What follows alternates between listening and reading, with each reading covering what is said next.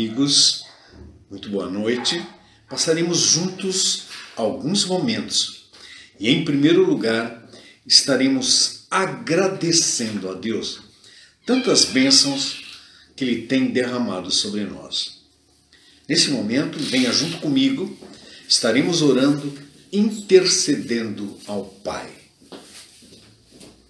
Te agradecemos, ó Deus, por este momento, por este privilégio que nós temos de todos juntos buscarmos a Tua presença em agradecimento pelas bênçãos incontáveis que tens derramado sobre nós. Louvado seja o Teu nome, agora e para todo sempre. Amém, Senhor. Amém, Senhor. Amém, Senhor. Esse momento de comunhão da palavra do Senhor, eu quero compartilhar essa porção da palavra dele num texto muito interessante, lá no livro de 1 Samuel, no capítulo 25. E o tema dessa palavra é interessante, e eu tirei do texto. É vida atada no feixe do Senhor. Vou repetir. Vida atada no feixe do Senhor. É interessante isso. Imagine agora um feixe e a sua vida atada a esse feixe. E esse feixe é do Senhor. Então a sua vida fica atada ao feixe do Senhor. É nesse sentido. E isso consta na palavra de Deus. E eu quero participar nessa noite com você. A questão toda é que nós estamos em casa, que nós estamos convivendo com a família, que nós estamos juntos. E aí, esse relacionamento muito chegado, muito próximo, diuturno, ele começa a causar algum problema também. Ele começa a causar alguma dificuldade. E daqui a pouco a gente olha e parece que os inimigos estão em casa. Parece que o problema está ali. E aí ninguém se entende mais. E daqui a pouco é confusão dentro da casa. Então, baseado nisso, eu escolhi aqui essa porção da palavra de Deus e foi um achado. Porque diz respeito a uma mulher e diz respeito a um homem.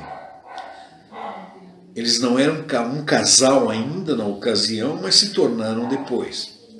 E então eu falo para você, meu amigo, e eu falo para você, minha amiga, casal, a vocês dois, que nessa convivência as coisas ficam mais ou menos difíceis do entendimento, a não ser que haja muita compreensão.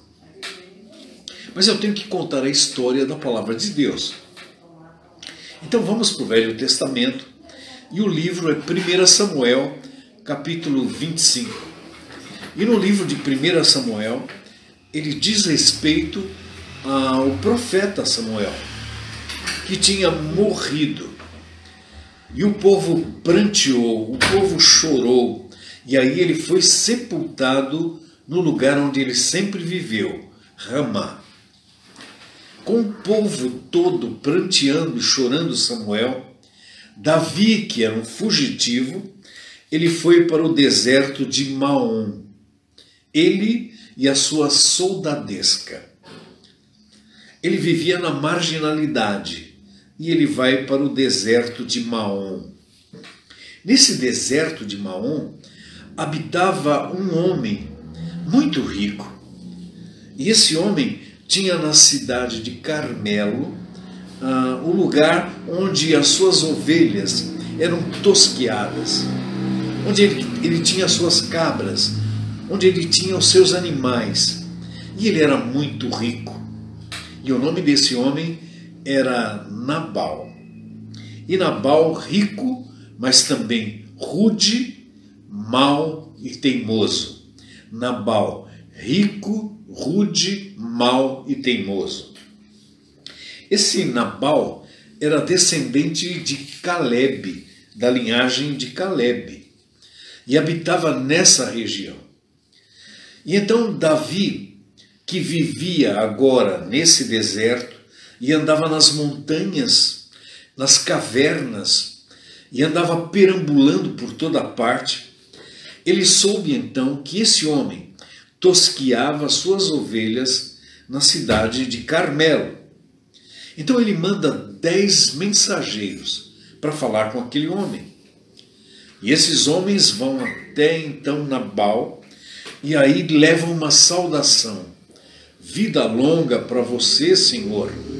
É a saudação do povo na base de Davi, com base em Davi. E então aquela saudação se estendia e dizia assim: paz para toda a tua família, Nabal, prosperidade para toda a tua gente. Essa era a mensagem de Davi através dos seus mensageiros para o homem rico chamado Nabal. E então, naquela mensagem, os mensageiros acrescentam o seguinte: Nabal, nós temos abrigados pastores, os seus pastores. Eles têm cuidado das ovelhas e eles têm ficado próximo do nosso acampamento. E nós cuidamos deles. Nós não deixamos que ninguém maltrate e que nenhum animal se aproxime deles. Nós não deixamos que nenhuma res, nenhuma ovelhinha se perdesse. A segurança dos teus empregados é total. Temos cuidado dele. Então, baseado nisso, como é época de festa, como é época de prosperidade, de fartura, nós viemos aqui pedir para que você nos dê algo, o que quiser, o que pensar, o que achar, para que nós possamos suprir as nossas necessidades. Nabal ouviu aquilo e aí do alto da sua arrogância, ele diz 3 coisas. Ele faz 3 perguntas. Ele olha para aqueles emissários e diz assim: quem é Davi? Quem é Davi? Quem é esse fugitivo? Quem é esse filho de Jessé? Quem é Davi? Quem é esse filho de Jessé? E por que eu vou tirar pão, carne, água dos meus empregados e vou repartir para quem eu não sei quem é, de onde veio, para onde vai e que não tem eira nem beira? Por que eu faria isso? Foram 3 colocações, foram 3 perguntas. E a primeira, quando ele diz quem é Davi, ele falava com desconhecimento. Ele não sabia quem era Davi. Ele não entendia ainda os rumores dos feitos de Davi. Ele de fato não sabia quem era Davi. Quando ele faz a sua segunda pergunta, quem é esse filho de Jessé? Porque certamente foi-lhe dito que era Davi, filho de Jessé. E então ele diz: quem é esse filho de Jessé? Quando ele faz essa segunda pergunta, ele mostra descaso. Primeiro, desconhecimento. Agora, ele manifestava descaso por Davi, pelo filho de Jessé. E aí ele fala com deboche. Há muitos por aí que são fugitivos dos seus senhores e andam perambulando pelo deserto. Ele debocha da situação de Davi. E quando ele faz a terceira colocação, que ele não ia repartir o pão, a água e a carne dos seus empregados para com alguém que ele não sabia quem era. Quando ele diz isso, ele pratica o terceiro erro dele, que é a discriminação de pessoas. Então, esse homem, em 3 perguntas que ele faz, que ele coloca, ele manifesta desconhecimento, ele manifesta descaso, ele manifesta discriminação. E tudo com ar de deboche. Os mensageiros de Davi voltam humilhados, abatidos, trazendo o recado daquele homem mau chamado Nabal.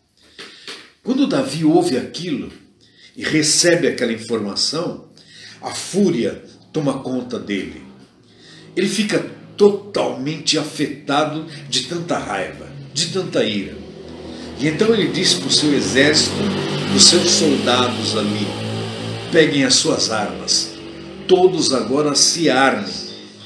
E 400.000 soldados se armaram, soldados de Davi. Davi, então, cheio de ira, ia partir para a batalha. E aqui eu quero fazer um ressalto. Aqui entre os bagageiros. Então, se você não sabia onde se situava essa expressão na palavra de Deus, aí está. 400 soldados iam com Davi e 200 ficariam tomando conta da bagagem. Davi usava essa estratégia quando ele andava nas campinas, nos montes, nas montanhas, nas suas guerras, ainda na marginalidade. Ele usava os soldados ativos e usava os soldados passivos para tomar conta da bagagem. Para ele, eram importantes os que iam e os que guardavam toda a bagagem. Esses bagageiros, amigo, para que você entenda, parece que é um segundo plano. Parece que é uma inferioridade. Mas para Davi não era. Para Davi era suporte, era igualdade. Isso é muito interessante, porque às vezes a pessoa quer ir para o ataque e não sabe se defender. Davi então pensava em todos os artifícios de defesa, mas pensava que os seus que estavam no ataque tinham o suporte daqueles que estavam na guarda, na guarida, esperando qualquer ataque inimigo. Bom, diante desse quadro, Davi sai então com os seus soldados com uma ideia fixa na cabeça. Ele ia dar cabo a Nabal e a todos da sua família do sexo masculino. Mas aí um dos empregados de Nabal, um daqueles que esteve no campo, que recebeu a bondade de Davi, ele procura Abigail, a mulher de Nabal. E quando ele procura Abigail, ele conta toda a história, todo o relato de tudo que está acontecendo. E então ele conta o insulto de Nabal aos servos de Davi. E aí, quando ele faz esse relato para Abigail, ele ressalta a bondade de Davi. E então ele dizia para a mulher: nós estivemos lá, nós estivemos naquelas noites frias, nós estivemos correndo perigo, mas Davi e os seus homens sempre cuidaram com bondade, sempre estiveram ao nosso lado e nunca nos faltou nada e nada nos aconteceu. Eles eram como um muro ao nosso redor, eram sentinelas e nós nunca perdemos uma ovelhinha sequer. Então, Davi, furioso, ele colocou na sua cabeça que ele ia acabar com Nabal e toda a sua família. E nós sabemos que Nabal era um homem rico, rude, mau e teimoso. Então, diante desse quadro, aquela mulher dele, a Abigail, ouvindo o relato do servo, ela logo pensou em suprir as necessidades básicas daqueles homens, de Davi e dos seus homens. Uma mulher pragmática. E então ela pega pães, ela pega vinho, ela pega ovelhas preparadas, ela pega grãos torrados, bolos de uvas passas e bolos de figos prensados, e ela junta tudo e coloca em jumentos. e manda o servo levar para Davi e sua tropa. E ela diz: e eu vou depois, seguindo toda essa encomenda para os homens de Davi. E ela seguiu depois. E eu faço um ressalto aqui. Essa mulher, Abigail, a Bíblia registra que era belíssima. Era uma mulher linda. A aparência dela era de uma formosura de encantamento. No entanto, era mulher de um homem rico, de um homem rude, de um homem mau e de um homem teimoso, filho de Belial. Mas ela agora mostra um outro tipo de beleza. Não a exterior, mas uma beleza interior. Uma mulher que consegue discernir com clareza as coisas. E aí então ela prepara o suprimento para Davi e seus homens. Ela mostra prudência diante de uma crise. Isso nos traz uma lição e traz uma lição para as nossas casas. Diante de uma crise, diante de um ambiente efervescente, é preciso que alguém tenha prudência. E a mulher sábia, ela edifica a sua casa. Sabe o que me chama a atenção aqui também? É que, imagine a cena, aqueles jumentos carregando suprimento, Abigail atrás, começa a escalada da montanha para levar toda a comida para os soldados de Davi. Em contrapartida, Davi vem descendo a montanha com seus 400 homens armados, prontos para o ataque a Nabal. Enquanto Abigail subia com dificuldade, levando a vida, Davi descia com facilidade, armado, para levar a morte. Então era um encontro de vida e morte. E esse sempre é o ponto na vida. Vida e morte se encontram. E aí nós somos causadores de um ou de outro.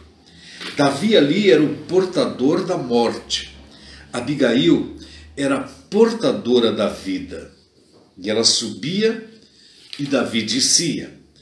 E até que houve um encontro entre a vida e a morte.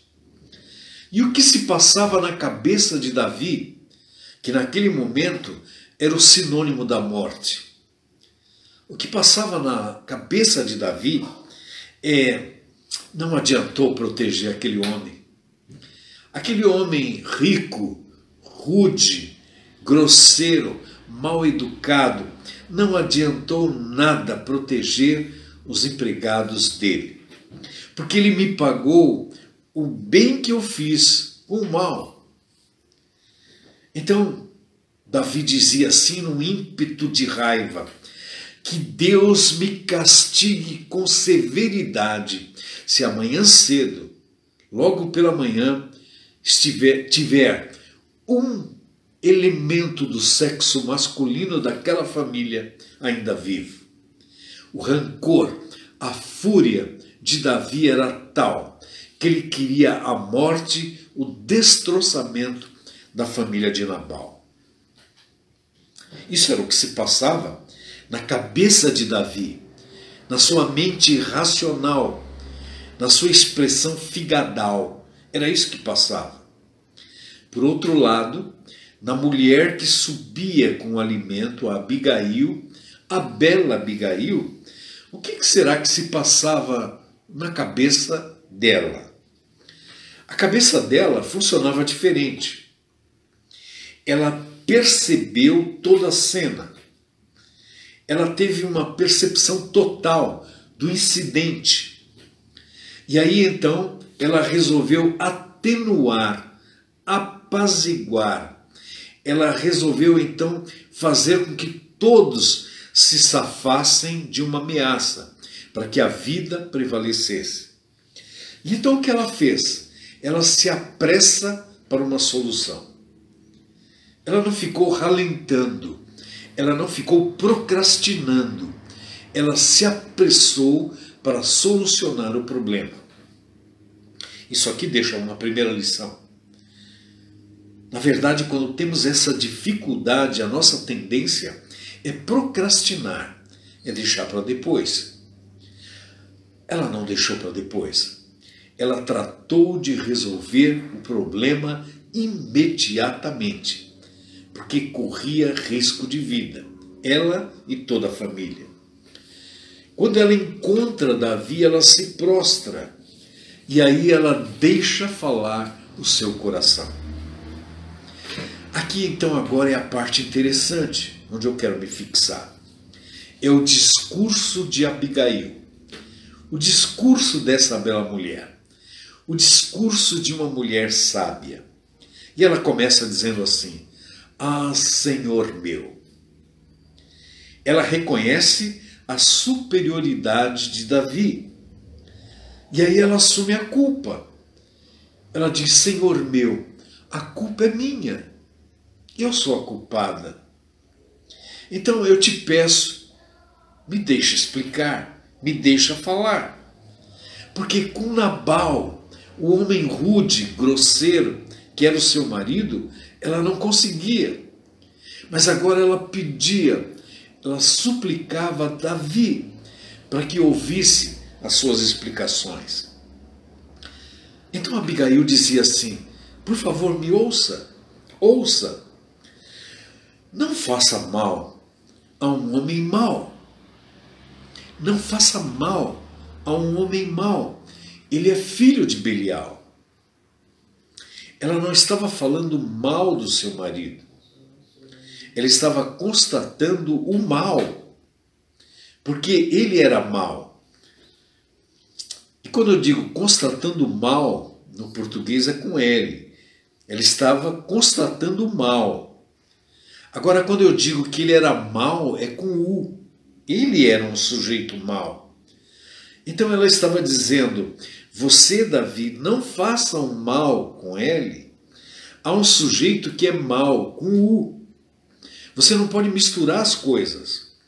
Irmãos, isso é de uma sabedoria fantástica, porque ela sabia discernir exatamente aonde se inseria o mal com ele.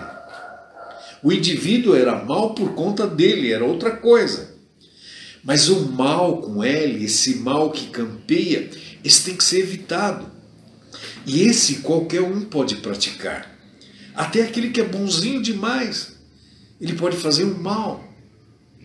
Então ela alertava Davi: você não é mal.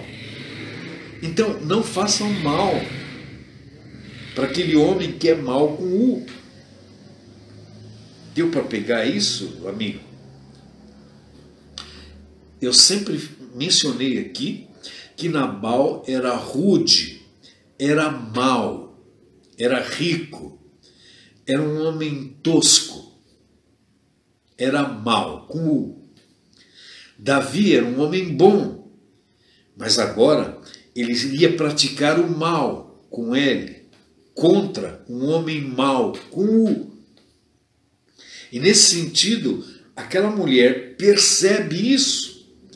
Então ela não está contra o marido e a favor de Davi. Ela está contra o mal com ele. Ela não quer que o mal prevaleça. Nesse sentido, essa mulher está sendo usada por Deus. E aí ela acrescenta: olha, Davi, eu não vi os teus emissários. Eu não pude conversar com eles. Mas nesse momento, eu quero que você entenda, que você perceba que o Senhor está te impedindo de derramar sangue. O Senhor está te impedindo de vingança pessoal. Quem está te impedindo não sou eu, é o Senhor. Eu estou aqui amando do Senhor. E Ele está impedindo que você faça o mal. Portanto, aceita as dádivas, aceita o pão, aceita o vinho, aceita os grãos, aceita os bolos, aceita a ovelha preparada, aceita essa dádiva e perdoa a minha intromissão, perdoa a minha ausência, a minha falta, porque o Senhor há de fazer-te casa firme. Essa mulher teve uma percepção acerca de Davi que ela vaticinou, profetizou o futuro do rei Davi. Aí ela dá uma outra lição, e eu fiquei completamente apaixonado por isso, porque ela coloca Davi, um entendimento para Davi. Ela diz: Davi, a tua guerra, as tuas lutas, as tuas batalhas são as batalhas do Senhor. As tuas lutas são as guerras do Senhor. Não são as tuas guerras pessoais. Não são as tuas vinganças pessoais. As tuas lutas são as lutas do exército do Senhor. Então, se assim é, Davi, não faça nenhum mal em ti, contra ti. E que isso não ocorra em nenhum momento da tua vida. Eu chamo a atenção mais uma vez. Mal com L, que ela está dizendo. Então ela diz: Davi, não faça mal para você, em nenhum momento da tua vida, porque você há de ser o príncipe de Israel. E então que o mal não seja encontrado na sua vida. E se alguém um dia se aventurar a te perseguir, ele vai ser como Nabal, mal com U. Então entenda, Davi, você é bom, você não é mal. E você não pratica o mal, você pratica o bem. Mas se você praticar o mal, você se tornará como Nabal, que praticava o mal e era mal. E então aqui ela coloca a frase que eu pensei, eu tirei e coloquei como tema dessa palavra. Davi, a tua vida será atada no feixe dos que vivem com o Senhor. A tua vida será atada no feixe dos que vivem com o Senhor. A sabedoria dessa mulher era um encanto. E essa expressão aqui mostrava para Davi que naquele momento a vida dele fazia parte de um grande feixe de vida do Senhor. E eu quero agora que você que me ouve, principalmente você que é mulher, que é a líder do seu lar, que você agora seja essa porta-voz, para que você fale para o seu marido, para o seu esposo, para o líder da casa, a mesma expressão, para que a vida dele seja atada no feixe dos que vivem a vida do Senhor. Aquela mulher estava distinguindo Davi, destacando Davi, colocando-o num andar muito superior a de qualquer mortal. Mas o discurso dela prosseguiu e ela dizia assim: a vida dos teus inimigos, Davi, o Senhor vai cuidar disso e ele vai jogar longe, ele vai arrojar ao longe como o côncavo de uma funda que você usa. Deus vai fazer isso com os teus inimigos, mas não faça você. E quando o Senhor fizer para você todo o bem e te estabelecer como rei em todo Israel, não haverá tropeço, não haverá pesar no coração e não haverá sangue derramado. Ela dava uma lição de vida profética para Davi, que se Davi entendesse e compreendesse, a vida de Davi estava sendo aconselhada para gerir com prudência, com sabedoria e na dependência do Senhor todo o povo de Israel. Finalmente, ela diz assim: então, Davi, quando tudo isso acontecer contigo, e vai acontecer, Davi, lembra-te de mim. Nossa, ela pedia a lembrança de Davi por ela, porque ela tinha convicção, ela tinha certeza de que ele era o agente de Deus para bem. E agora ela pede a lembrança de Davi para ela. Isso me lembra Neemias, quando finalizou toda a sua boa obra, e ele disse para Deus assim: Senhor, lembra-te de mim para bem. Agora é ela que está dizendo, Abigail dizendo a Davi: lembra-te de mim para bem, pelo bem que aconteceu aqui. Então, irmãos e amigos, Davi, totalmente rendido, ele proclamou: agora eu estou entendendo e eu captei a tua mensagem. Bendito o Senhor que te mandou hoje aqui ao meu encontro. Davi entendeu que foi o Senhor que foi o condutor daquela mulher para a sua vida. Isso é delicioso, isso é maravilhoso. E quando isso acontece, todos ficam atados no feixe de vida do Senhor. Mas Davi disse uma segunda coisa. Davi disse: bendito, Abigail, é o teu conselho. Bendito o Senhor que te enviou, e bendito é o teu conselho, as tuas sábias palavras. Então, minha irmã, líder do lar, chefe da família, o seu conselho tem que ser bendito, não maldito. Tem que ser para bem, tem que ser para paz, tem que ser para fraternidade, tem que ser para o entendimento. E você é a diferença para fazer as coisas darem certo. Os homens são lineares, eles são mais chucros, eles têm mais dificuldade. Agora, as mulheres que têm mais percepção, elas são usadas por Deus para que todos sejam atados no feixe de vida de Deus. E finalmente Davi diz assim: Abigail, bendito tu sejas, porque tu me impediste hoje de derramar sangue. Tu me impediste do mal e tu me impediste de vingar-me a mim mesmo com as minhas próprias mãos.